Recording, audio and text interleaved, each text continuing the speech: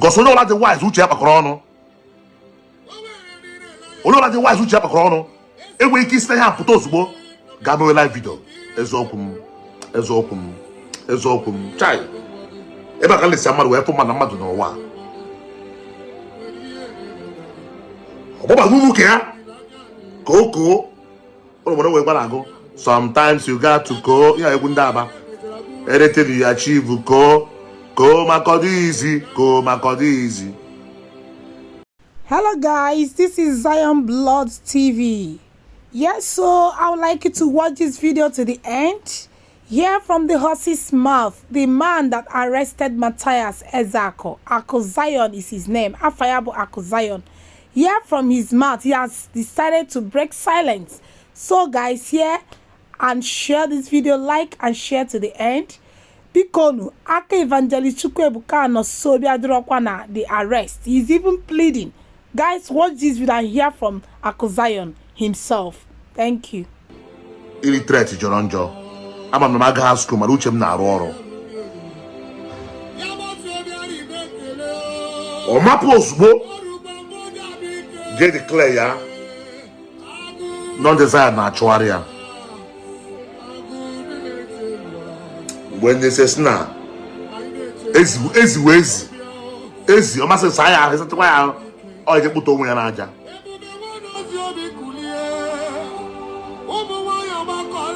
Ezi a na-agụrụkwa after o mechara broadcast n'ihu chọọchị ya with the same phone ọ sọ ma ha ebe ọ dị. After o mechara broadcast n'ihu chọọchị ya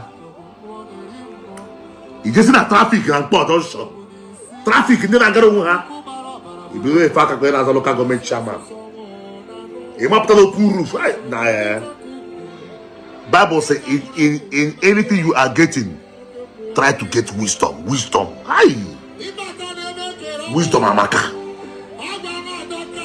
ịmapụta na trafik dịrị onwe ya ọkwara ọgwa kata ndị mmadụ ibido efe aka kwenye na gị fair election already. If you candidate get fair election, go banana ama. If you candidate get election, if you hire ama, mkpoto ha na di too much. Obito. Me faka, hiya boro. Na traffic. Okwa get na crowd. Crowd no kwara onwe ya. Ichepụta aka na abode efe. Ai. Nsi ko yire ni na man modo. Who is advising this guy? Hey. This guy we face aka ero so tombo na garantio ero so tombo ojeji na hospital we drip gba onwe na aka o we drip na kpọ normal saline na just normal drip o ihe ko gba na aka ya a na akpa normal saline ndị doctor ndị na American field ma ihe mmegwu and put normal saline on anybody. Or what you want around meeting just minutes of ma. Would you no longer get normal saline? I had about 3 pounds. I buy home. And they will normal saline. We're paying aka. It's not rather long. After we take a campaign, a crowd. West not rather long. We may see a possible say photo. No one here for 250,000. Baba mepere ga alert no na my mepere ga alert no n'ime mepere ga alert na Facebook nyenye ndị mama onye ha wee ego edana na fenti mepere Facebook me for alert fenti ndị mama gị ndị awụ we don't make noise if after me chayo gị ya wee bịazie na get on important information uru ejide n'aka that you are hearing from the horse's mouth. Here we rute after day before that day we be Abuja. More be Abuja.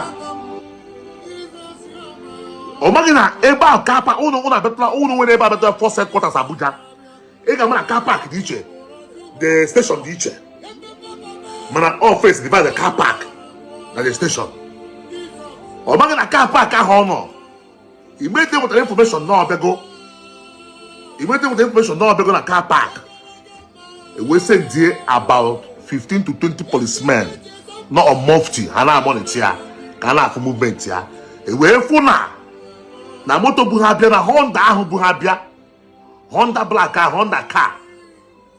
Buhabia. Na bahaputa ka ba ni office. Na da GO the mepe butu, the mepe butu Honda ahu. The mepe butu Honda ahu.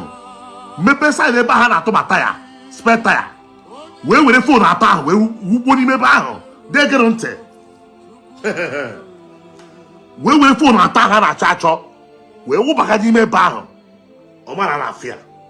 We ba facility office the police as a gentleman.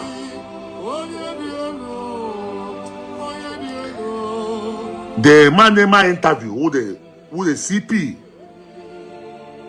Oye Fulani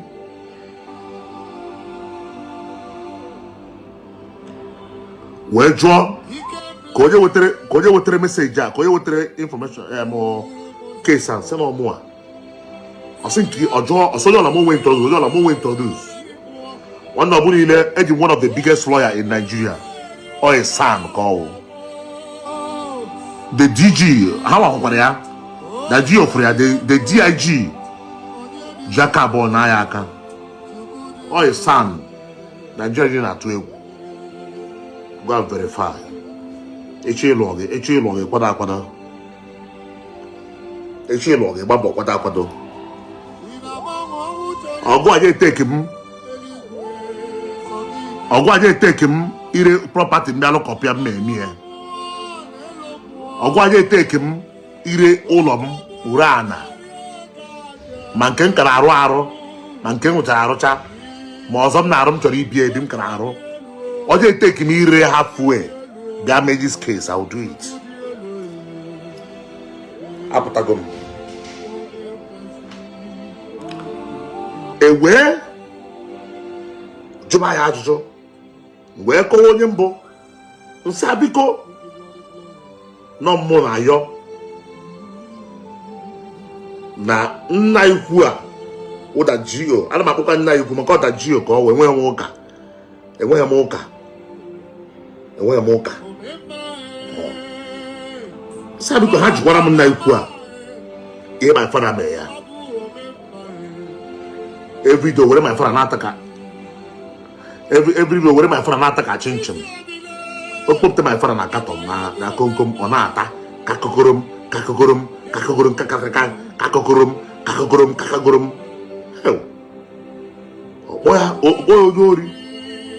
oboya bandit obomuza ni bandit which I am also a member because this petition on behalf of my father and on behalf of Zion members, the Zion neighbor will make a kromaka because they the petitioner on your behalf. Because so now what I don't like now on the Zion, no matoro, umwewu, the bandits. Oputa, a boy, matoro, umwewu, Macandes Mathias Ezeaku. Opromuaha, I'm a member of Zion ministry. Also, man, the members here, matoro, umwewu, umwakoko. But I can't sit involved. It can't sit involved. One, he called me. Two, on my spiritual director. They boy allegation they will hear me.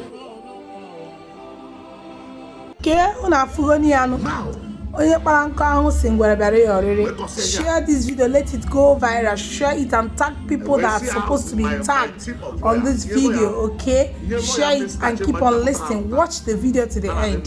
Thank you. 9 in number. From a son, 9 in number. I have my group of lawyers now.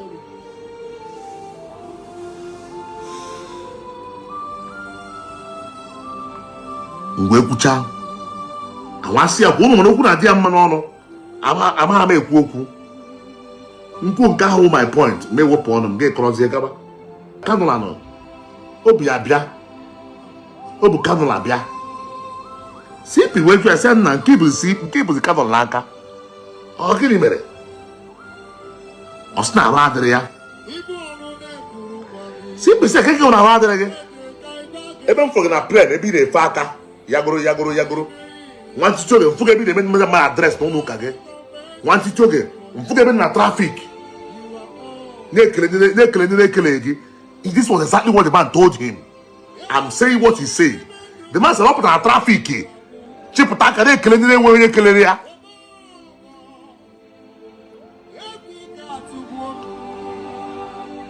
We better now. We better no kutra. Now going to drug. No, we got it. We went here. Obido. In 19 Obido. Holy water and the oil water. Monaco. See Pinasia. Oga. Ogi ya joroge. Iya uya bereko eba. Iya uya bereko. Le pa yo je de repetition ukuru ko ihe gire re ekwi na ko anoint the water one na bo nde fulani na ikwu ahwe fulani ezigbo mmadu aha. I don't understand what this man is saying. One of my own intuition get the fulani here there. I don't understand you while I tell you. See what I'm talking. Le pa petition against you. I go tragedy hugi ina ko ri boy anoint no water NGO. They must say, did anybody force you to do NGO? Or you think if you tell me that you did NGO, I will let you go when you commit a crime? Makani with a sense. Makani with a sense. The man said, do you think I will let you go? Do you think I will let you go? Because he NGO. The man said, not possible. Okay? Go straight and answer what this young man said. So, the man will see him.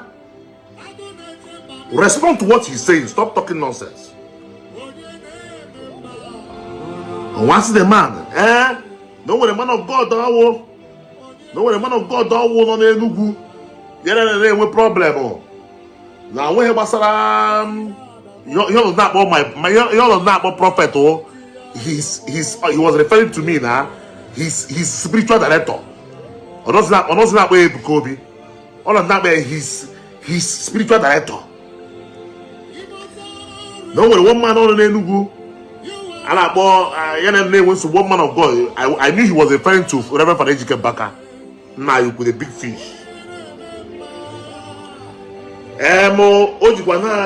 Ojikwana yelo ya jikwana ewe nsogbu profitable Kobe je ti onu threat the way mgbe we akabelu asim kwuo say a point of correction because the evidence of this matter the evidence of this matter in the police emere 80 CD 80 4 CD on a 4 series plate and 2 flash drive. Because Nchime Hanama prepare. All the 4 CD plates and the 2 flash drive. 32 gig of flash drive. Say point of correction. Msi Oga Navida Hineku Profitable Kogi made attack. I have the video and the honor with the police. Oga Wejo IPO. Oga Wejo IPO is the video with you? IPO yes. Now video not with him.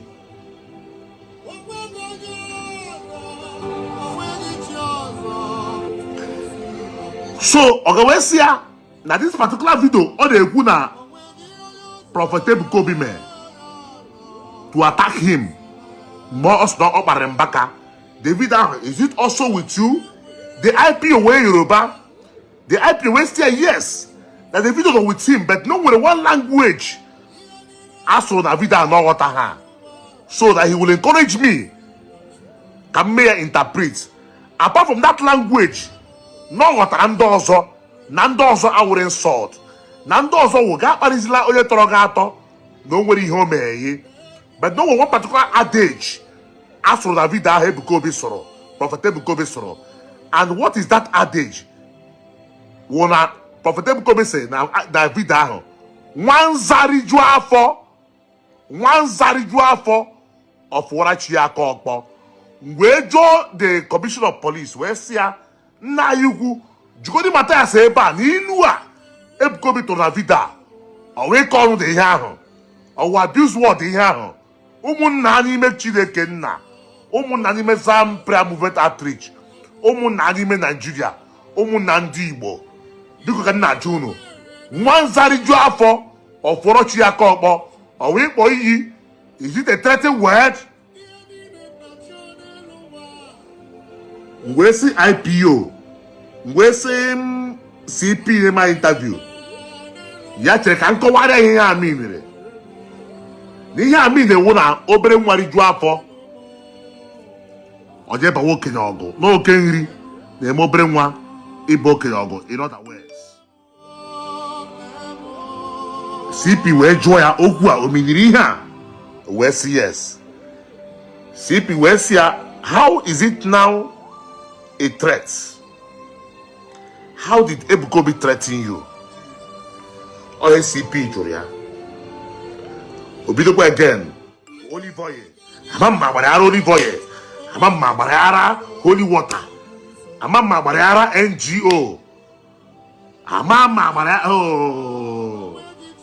Mmadụ enweghị amamihe jọrọ njọ. Ike agwụla m na broadcast ahụ. Anyị akọchi ọkụ echi. Olu na-egbuzi m mgbu biko.